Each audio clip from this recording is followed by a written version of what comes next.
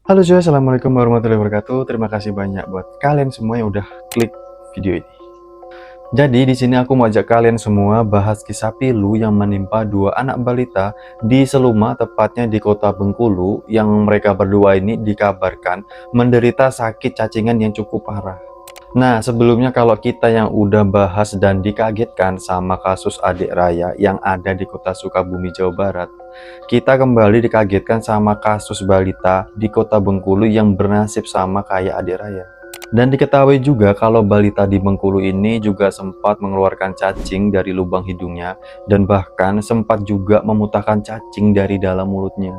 Nah, makanya nih ya, kasus kayak gini harus banget aku ceritain di sini supaya kedepannya kasus kayak gini bisa kita jadikan pembelajaran, khususnya untuk kita para orang tua yang masih punya anak balita, agar kedepannya kasus kayak gini jangan sampai menimpa anak kita dan orang-orang terdekat kita lagi. Nah, di sini aku dapat beritanya ini dari beberapa media sosial yang aku baca, terus aku rangkum dan aku buat jadi alur cerita.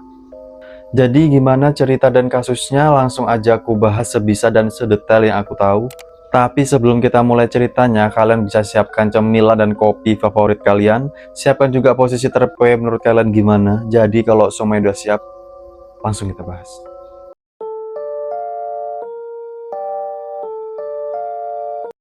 Nah, di video hari ini aku mau ajak kalian bahas soal balita yang kembali mengalami sakit cacingan parah yang ada di kota Bengkulu. Jadi untuk namanya di sini aku sebut AP yang berusia 4 tahun dan juga NS yang berusia masih 1 tahun 8 bulan. Mereka ini diketahui menderita sakit cacing gelang akut yang keluar dari mulut dan hidung NS saat dia ini mengalami sakit demam tinggi dan juga batuk berdahak. Dan untuk orang tuanya ini yang bernama Bapak Franky yang berusia 24 tahun dan juga istrinya Ibu Yanti yang berusia 20 tahun, yang mana mereka ini tinggal di Desa Sungai Petai, Kecamatan Talo Kecil, Kabupaten Seluma, Provinsi Bengkulu. Dan untuk di kesehariannya orang tua dari AP dan NS ini diketahui kalau sang ayah yang berprofesi sebagai buruh serabutan dan juga sang ibu yang nggak bekerja dan hanya menjadi seorang ibu rumah tangga biasa. Nah, karena ayah dari mereka ini yang bekerja sebagai buruh serabutan, akhirnya mereka ini hidup di dalam keadaan yang cukup memprihatinkan karena mereka ini yang tinggal di rumah yang sangat sederhana dan bahkan lantainya yang hanya beralaskan tanah dan juga dindingnya ini ya terbuat dari kayu. Ditambah juga dengan keadaan sanitasi yang sangat buruk karena tempat pembuangan dan penampungan kotoran itu yang berdekatan dengan sumur atau sumber air bersih yang ada di sekitar di rumah mereka. Dan ada juga kandang ayam, diketahui juga kalau ada kandang ayam yang posisinya itu pas bersebelahan dengan rumah yang setiap hari mereka tinggali. Nah, karena rumah yang berlantai tanah, terus sanitasi yang buruk, dan ditambah dengan kandang ayam yang posisinya dekat dengan rumah mereka, inilah kemungkinan yang menyebabkan sumber kuman atau cacing yang masuk ke dalam tubuh AP dan juga NS. Diketahui juga kalau kedua balita ini yang jarang dibawa ke posyandu dan juga mereka ini yang nggak dapat obat cacing sesuai dengan anjuran yang berlaku. Nah itu dia cuy, sedikit latar belakang dari keluarga AP dan juga NS, yang mana mereka ini memang tinggal di tempat yang jauh dari kata bersih dan juga layak. Oke, sekarang kita masuk ke dalam pembahasan saat kedua balita ini yang dilarikan ke rumah sakit karena keadaan mereka ini yang udah sangat mengkhawatirkan.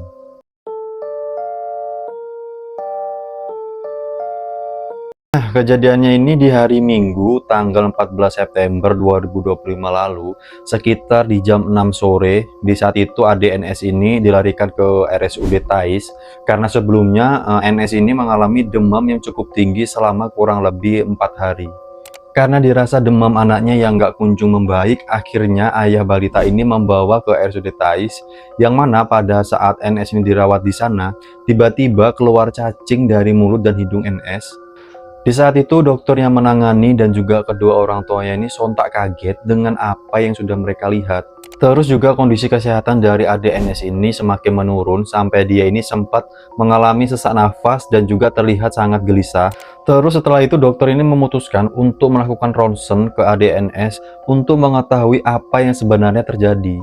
Dan setelah dilakukan ronsen dan hasilnya udah keluar, ditemukan ada bercak larva cacing di paru-paru NS dan ada juga gumpalan cacing yang terlihat di bagian ususnya.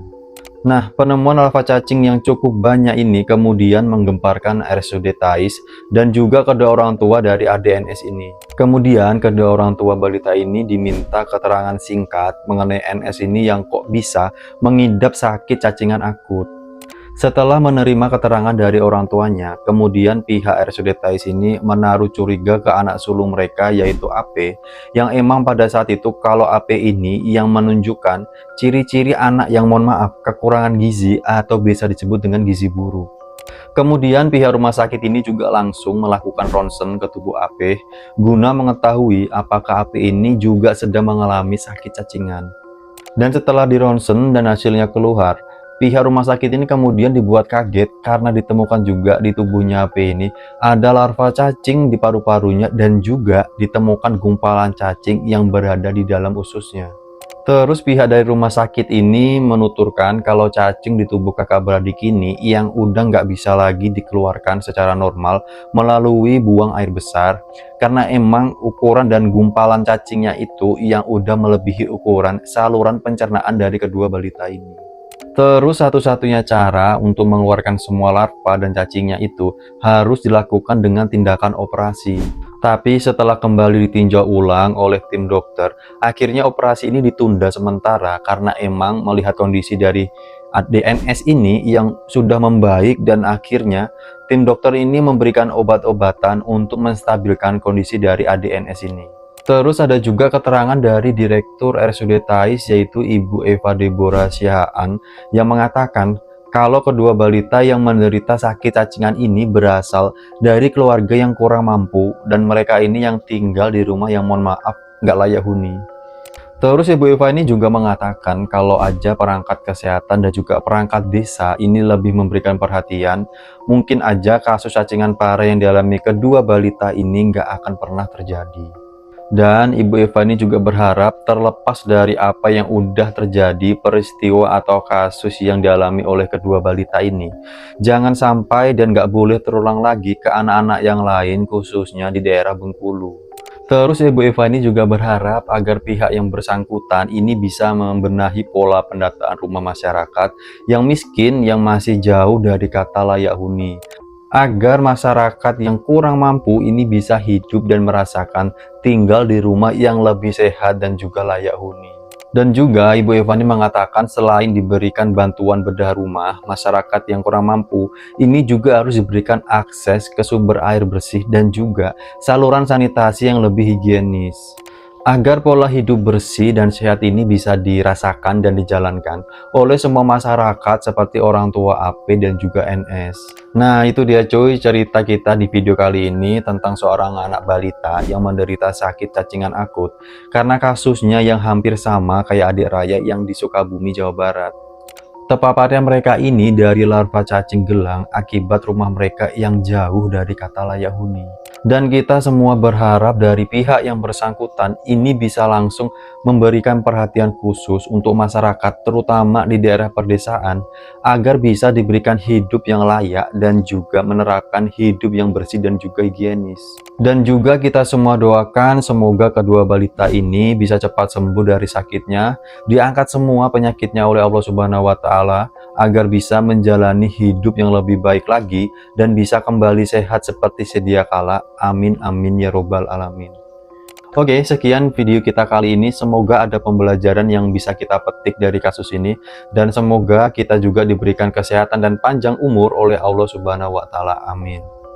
Oke, kalau kalian suka cerita kayak gini, kalian bisa tekan tombol like, komen di bawah, dan jangan lupa juga subscribe. Biar aku tambah semangat buat kontennya lagi, dan juga agar channel ini bisa berkembang dan bisa selalu memberikan berita edukasi untuk kita semua. Oke, akhir kata dari aku, wassalamualaikum warahmatullahi wabarakatuh. Sampai jumpa di video selanjutnya.